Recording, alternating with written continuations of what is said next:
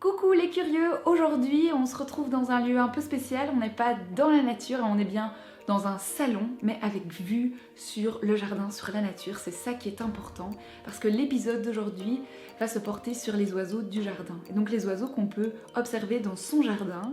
Et c'est un épisode qui me tient vraiment à cœur, parce que le 2 et 3 février prochain, Natagora organise l'événement qui s'appelle Devine qui vient manger au jardin, et c'est l'occasion pour tout le monde de recenser et d'observer les oiseaux qu'on voit dans nos jardins.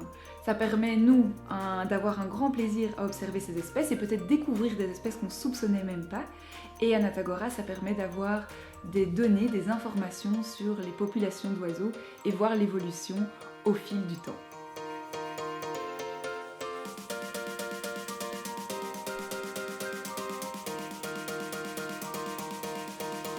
Sur le site de Natagora, vous trouverez toutes les informations sur les espèces les plus courantes qu'on voit dans son jardin. Et moi, dans cette vidéo, je vais vous en présenter quelques-unes pour vous aider aussi, vous, à les identifier. Alors, le premier oiseau qu'on va observer, c'est la mésange charbonnière.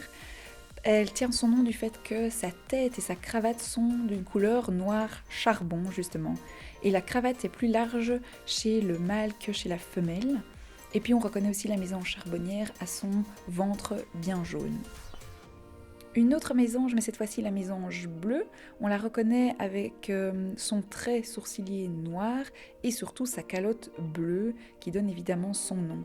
Et elle aussi a le ventre jaune comme la mésange charbonnière. Alors il y a bien d'autres mésanges qu'on peut observer au jardin, que je ne vais pas vous montrer ici, mais il y a la mésange nonnette, la mésange noire, la mésange huppée et la mésange à longue queue qu'on peut aussi observer dans son jardin. L'oiseau suivant, c'est l'accenteur mouchet. C'est un oiseau discret qu'on voit souvent au sol et qui se faufile sous les buissons. Et ici, on le voit bien picorer au sol les restes de nourriture en fait, qui sont tombés de la mangeoire qui se trouve dans l'arbre juste au-dessus. Mais au printemps et en été, il se nourrit plutôt d'insectes. Et alors, c'est un oiseau qui fait penser au moineau domestique, qui est souvent confondu avec, parce qu'il a le dôme assez similaire, mais par contre, il a une tête gris bleuté, et qui forme vraiment, je trouve on voit très bien, une forme de C autour de l'œil gris bleuté, et alors la poitrine, qui est elle aussi gris bleuté. Et voici sans doute l'oiseau le plus connu, c'est le rouge-gorge familier. Alors malgré son nom, sa gorge n'est pas rouge, mais plutôt orange. Et c'est un oiseau qui est solitaire parce qu'il est assez belliqueux et donc il se dispute assez facilement. Et ça c'est dû au fait qu'il est très territorial et donc qu'il défend son territoire. Et il est souvent à la recherche de nourriture au sol, comme ici. Ici vous allez voir apparaître furtivement le troglodyte mignon, qui arrive sur la gauche. C'est facile à le reconnaître parce que c'est une petite boule brune avec une queue courte et toujours relevée, en tout cas très très fréquemment. Et alors son nom vient de son mode de nidification parce qu'il fait des nids en boule avec un orifice latéral qui est souvent adossé à un mur ou à une paroi rocheuse et c'est ce qu'on appelle aussi un habitat troglodyte. Ici on observe un jet d'échine. Alors comme son nom l'indique, il se nourrit principalement, pas exclusivement, mais principalement de glands qui proviennent évidemment des chênes.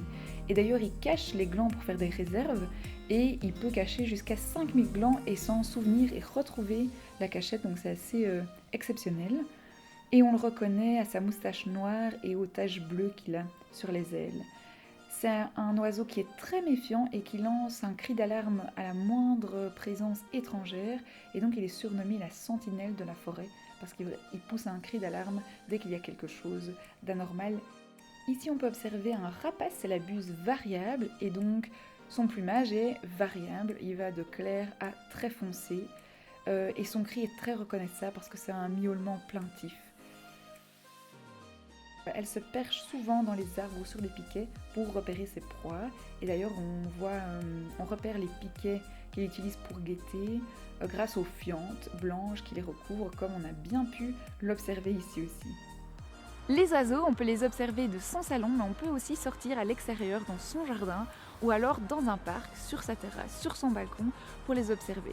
Et la meilleure saison, c'est quand même l'hiver parce qu'en hiver, ils ne vont pas être cachés par les feuilles des arbres et donc ça va être plus facile pour essayer de les repérer. On peut aussi aménager des petites mangeoires où les animaux viennent se nourrir et donc ça facilite aussi les observations. Mais on peut évidemment voir les oiseaux en été également. Alors là c'est plus difficile dans les arbres parce qu'ils vont être cachés par les feuilles. Par contre on peut aménager des petits endroits, des points d'eau où ils vont venir s'hydrater ou prendre un bain. Et ça c'est assez facile aussi à faire et ça va les attirer, donc faciliter nos observations.